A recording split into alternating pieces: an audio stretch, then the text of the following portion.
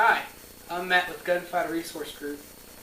We're here today on our very first video, inaugural video, whatever you want to call it, and I'm going to talk to you guys about something that I feel is very important and it's not hit on very much in other classes.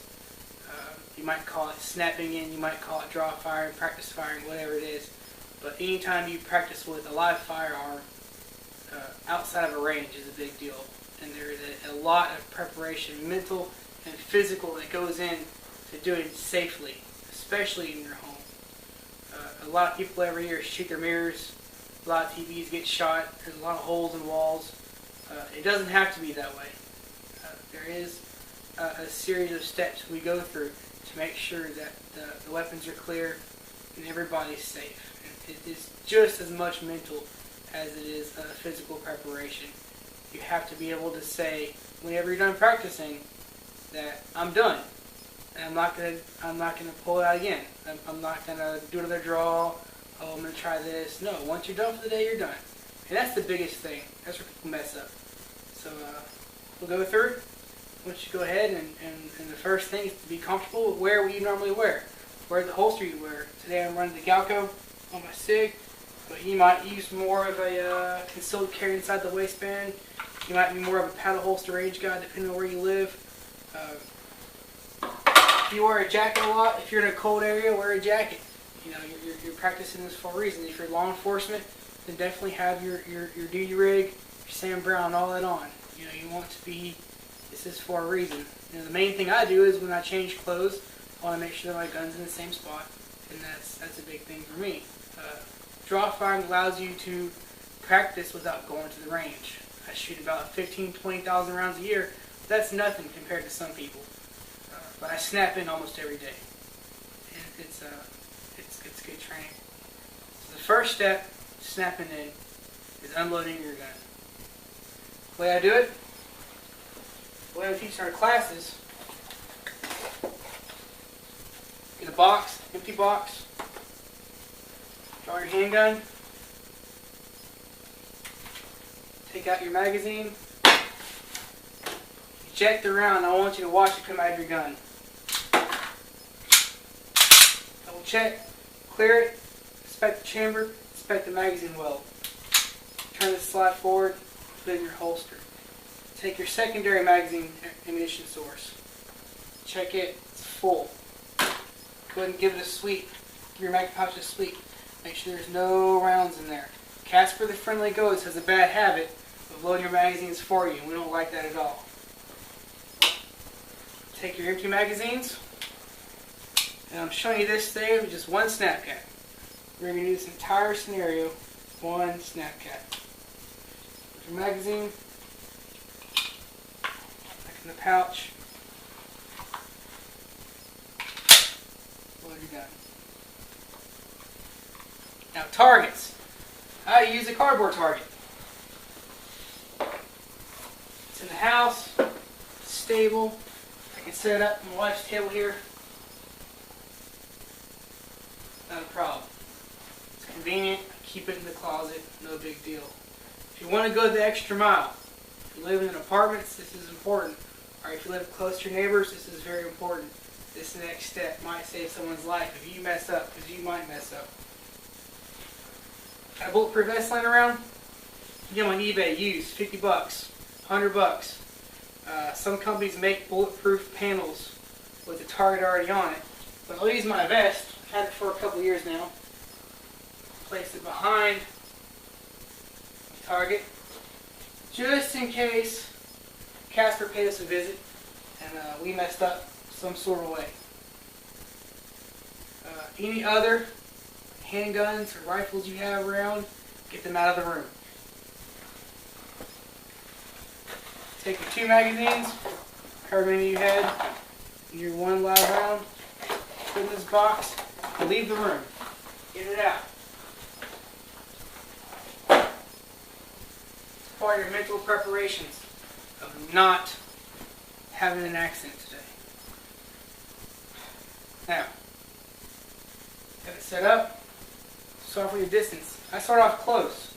Anybody that practices shoots, you know your first couple shots suck. They're also your most important ones. You're out of practice. I can draw. And I can load.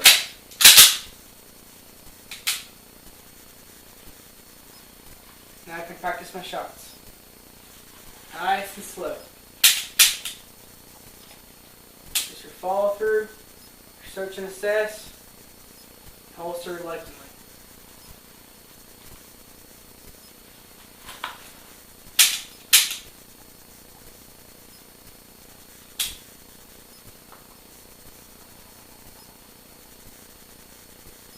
Just get faster and faster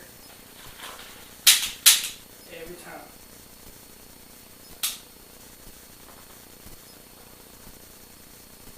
Don't practice long, just enough to get yourself comfortable and familiar for the day. Now you can practice your reloads. Take your snap cap, empty magazine.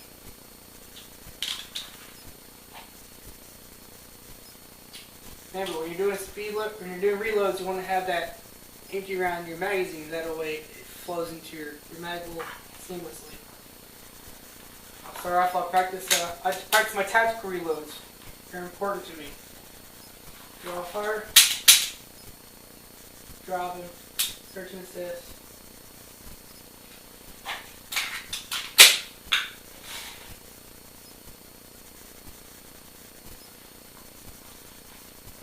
Now I can practice my speed reload. Very simple. Just transition your magazines.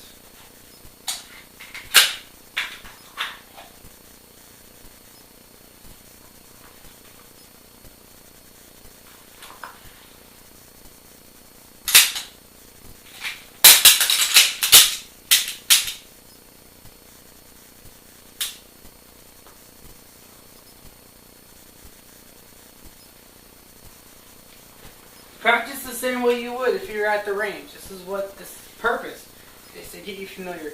Do your follow-throughs, do your search and assesses, do your speed reloads, do your tactical reloads. When you're doing tactical reloads, make sure you're pointed with that one round, just in case. It's not a game, this is your life, and that's what we teach. Now, we've done our practice, we snapped in, we're comfortable, we're happy where our holster is, we're happy with our gear. Day ends, now you gotta undo everything you just did. This is part of the mental preparation. Take down your target and put it up.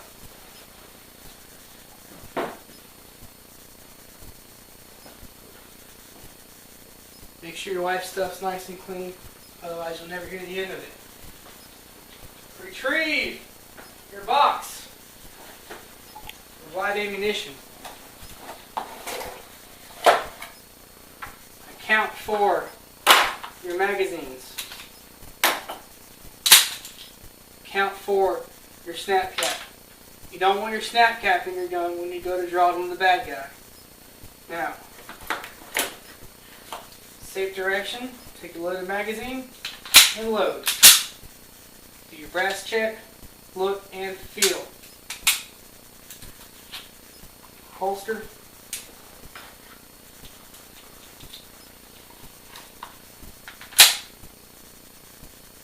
Inspect it. Make sure your chamber's all the way forward, your hammer's forward if you have a double single, or if it's on safe if it's a single action. Look at your gun. Make sure your magazine's in place. This might be the last time you load your gun for a couple of days. Take your secondary source of ammunition. Put it back in your pouch wherever you keep it, if you carry a secondary. Double check the box to make sure none of your rounds came out. Make sure you're fully ready to go. Put your extra magazines and all your gear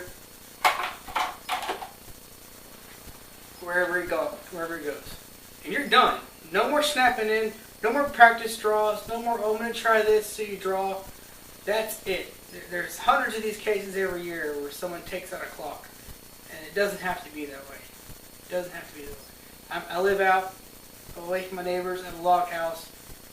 But that doesn't mean it's not as important as a person in the city in an apartment. It's a mindset. We teach mindset. And the mindset has always got to be safety. You are responsible for your bullets from when it leaves your gun till they come to rest. And if they come to rest in your neighbor, no one's going going to like you very much. That is the most important thing at the end of the day. Mindset is everything. When you put your gun on, when you leave the house, think to yourself, I might have to shoot somebody today. And if you can't fathom that, you probably shouldn't be riding a gun. Plain and simple. Now, thank you guys for checking out our first video. Hopefully many more to come. And check us out on Facebook.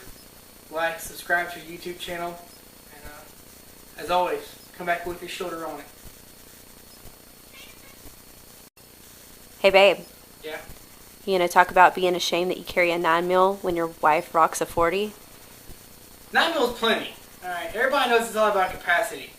Alright, 40 cal is overrated. Sure.